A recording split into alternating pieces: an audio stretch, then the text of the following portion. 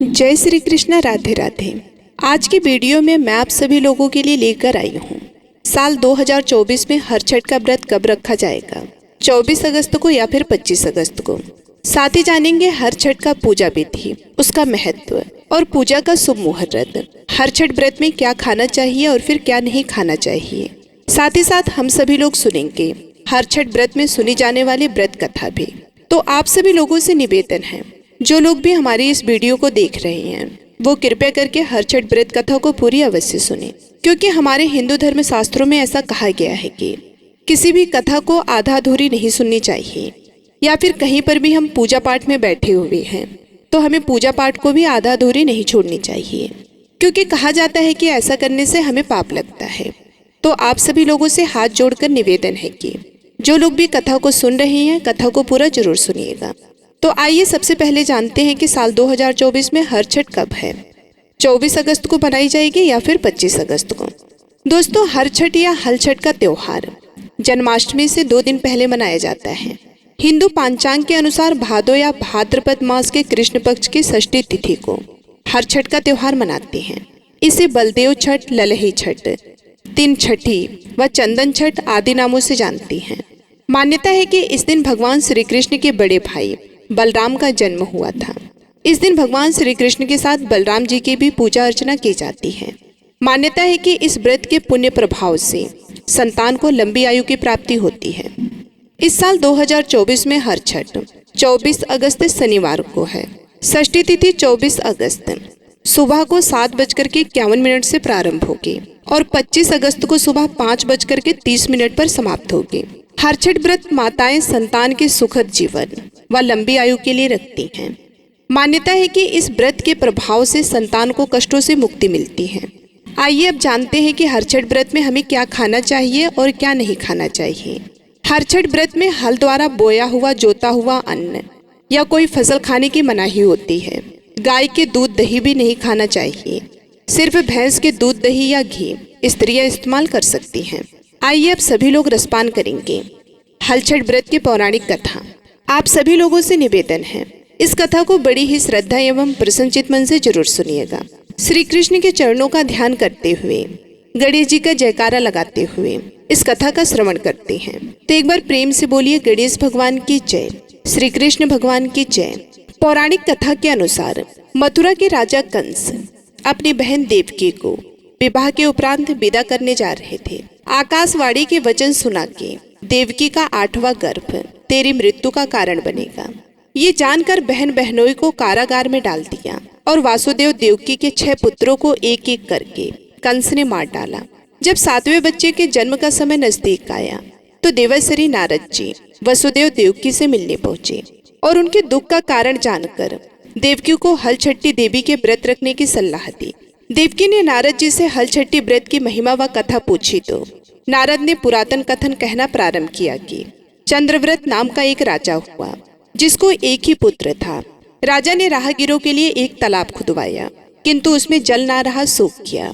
राहगीर उस रास्ते गुजरते और सूखे तालाब को देखकर राजा को गालियां देते थे। इस खबर को सुनकर राजा दुखी हुआ कि मैंने तालाब खुदवाया, मेरा धन व धर्म दोनों ही व्यर्थ गया।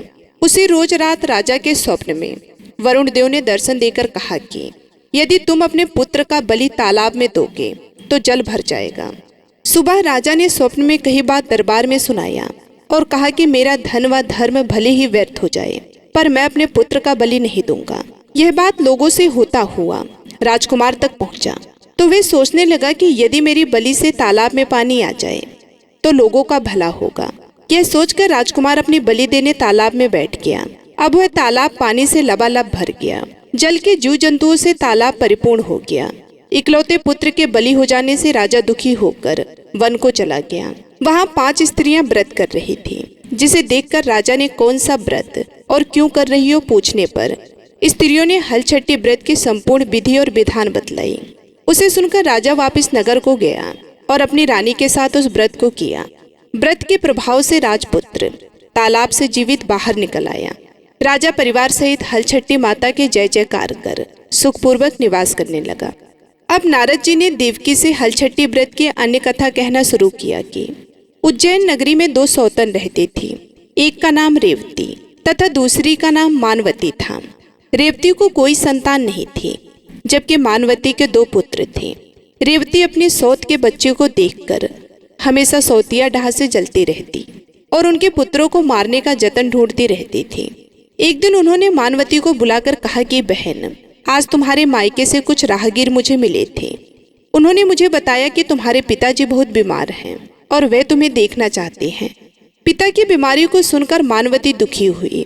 रेवती कहने लगी कि बहन, तुम शीघ्र अपने पिता से मिलने चली जाओ। तुम्हारे आने तक मैं बच्चों का ध्यान रखूंगी।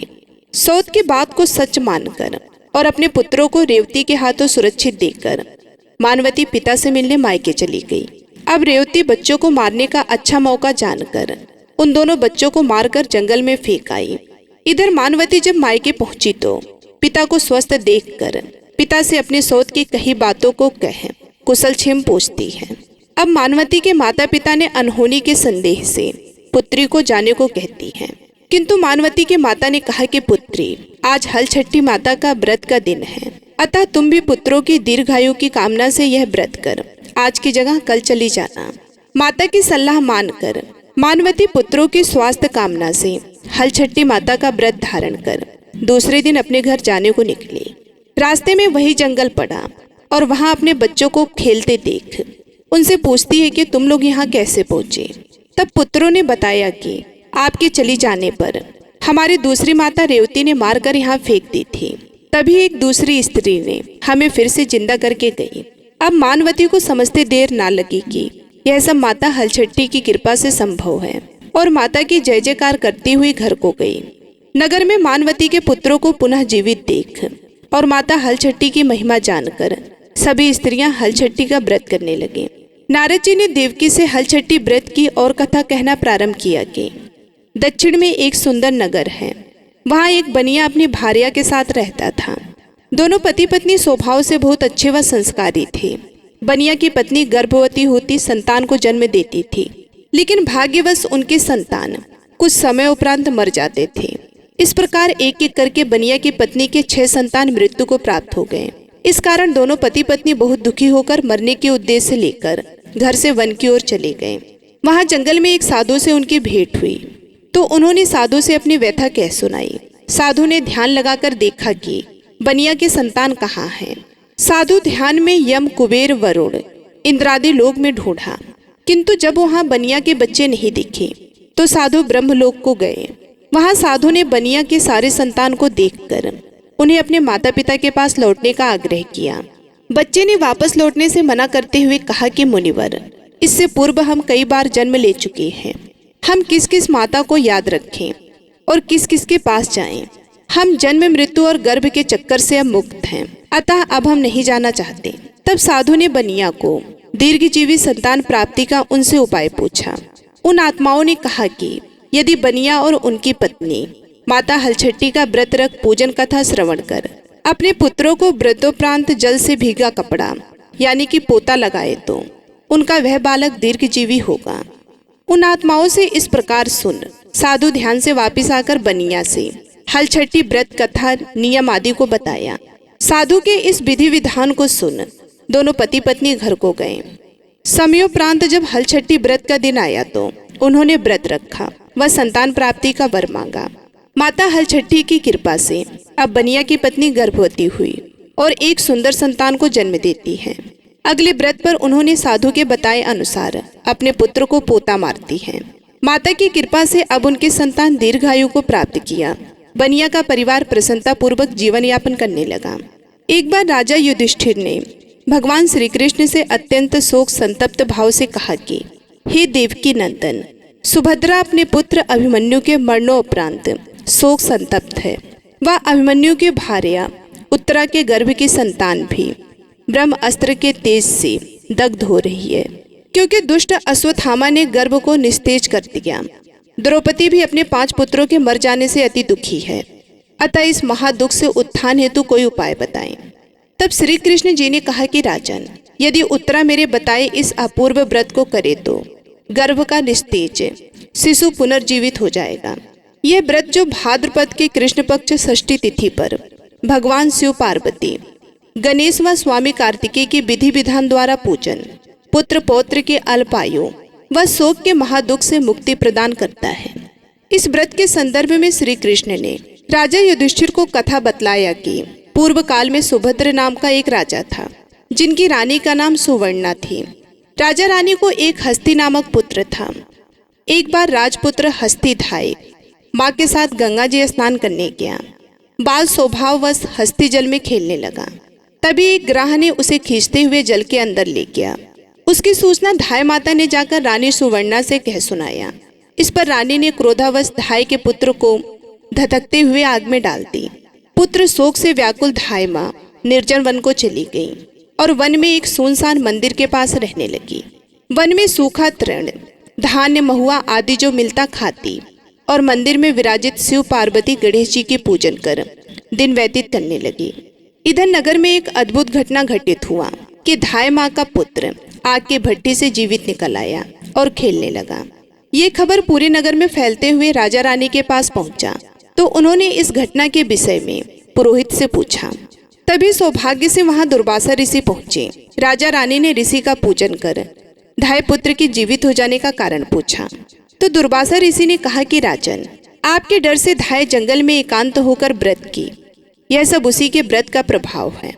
अब राजा रानी सभी नगर वासियों के साथ दुर्वासा जी की अगुवाई में उस जंगल में धाय के पास उस व्रत के विषय में अधिक जानकारी पूछा।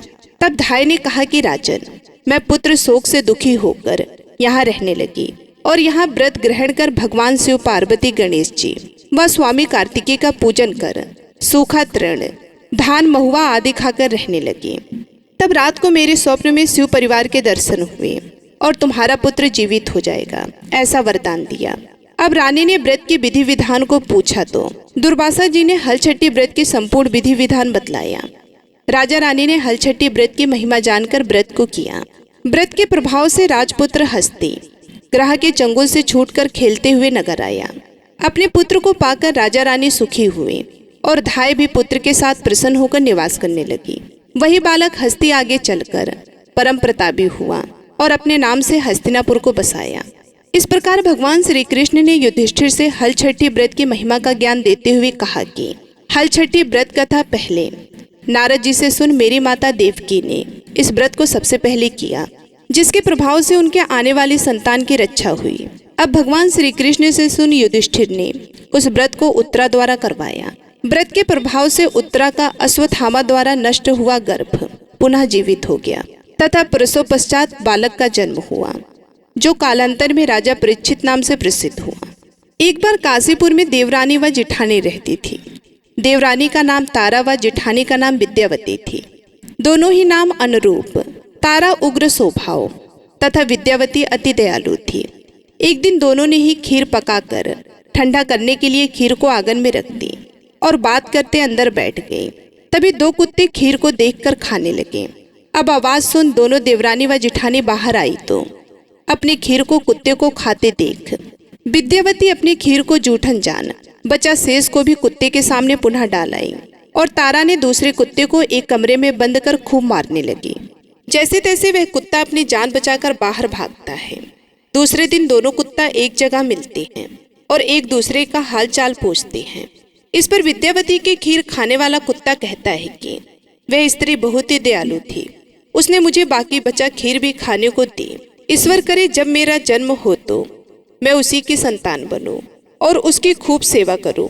अब दूसरा कुत्ता कहता है कि मैं भी उसी औरत का संतान बनूं, जिससे कि मैं उससे बदला ले सकूं। उस दिन हलछठी का व्रत था। तारा के मार से बेदम वह कुत्ता मर गया। अगली हलछठी व्रत के दिन तारा ने एक पुत्र को जन्म दिया। जन्म के बाद वह बालक अगली हलछठी व्रत के दिन मर गया। इसी प्रकार तारा ने एक एक कर 5 पुत्रों को जन्म दिया। उसका एक पुत्र 1 साल बाद हलछठी व्रत के दिन मर जाता था, जिससे तारा दुखित होकर हलछठी माता से प्रार्थना करने लगी। उसी रात सपने में तारा ने वही कुत्ता को देखा जो उसकी मार से मरा था। कुत्ते ने सपने में तारा से कहा कि मैं तुमसे बदला लेने के उद्देश्य से तुम्हारा पुत्र बनकर आता हूँ और मरकर पुनः आता हूँ। जब तारा ने अपने अपराधों के लिए क्षमा मांगा तो उस कुत्ते ने कहा कि तुम हलछठी व्रत करो, जिससे तुम्हें दीर्घजीवी पुत्र की प्राप्ति होगी। सपने में कही विधि अनुसार तारा ने अगली बार हलछट्टी व्रत को किया और माता से आशीर्वाद मांगा। हलछट्टी माता की कृपा से तारा ने दीर्घायु संतान को जन्म दी और प्रसन्नता पूर्वक जीवन यापन करने लगे। इधर विद्यावती ने भी हलछट्टी व्रत कर माता की कृपा से एक सुंदर सुशील पुत्र को जन्म दी और सुख पूर्वक निवास करने लगे। एक ग्वालिन गर्भवती थी। उसका परसों काल पास था, लेकिन दूध दही खराब ना हो जाए इसलिए वह उसको बेचने चल दी। कुछ दूर पहुंचने पर ही उसे परसों पीड़ा हुई और उसने एक बेरी के ओट में एक बच्चे को जन्म दिया। उस दिन हलछट्टी थी। थोड़ी देर आराम करने के बाद वह बच्चे को वहीं छोड़कर दूध दही बेचने के लिए चली गई। गाय भैंस के मिश्रित दूध को केवल भैंस का दूध बताकर उसने गांव वालों को ठग लिया। इससे व्रत करने वालों का व्रत भंग हो गया। इस पाप के कारण बेरी के नीचे पड़े उसके बच्चे को किसान का हल लग गया। दुखी किसान ने झरबेरी के कांटों से ही बच्चे के चिरे हुए पेट में टाके लगाए और चला गया। ग्वालिन लौटे तो बच्चे की ऐसी दशा देखकर उसे अपना पाप याद आ गया। उसने तत्काल प्रायश्चित किया और गांव में घूमकर अपनी ठगी की बात और उसके कारण खुद को मिली सजा के बारे में सबको बताया। उसके सच बोलने पर सभी गांव की महिलाओं ने उसे क्षमा किया और आशीर्वाद दिया। इस प्रकार ग्वालिन जब लौटकर खेत के पास आई तो उसने देखा कि उसका मृत पुत्र तो खेल रहा था। बोलिए हलछट्टी माता की जय।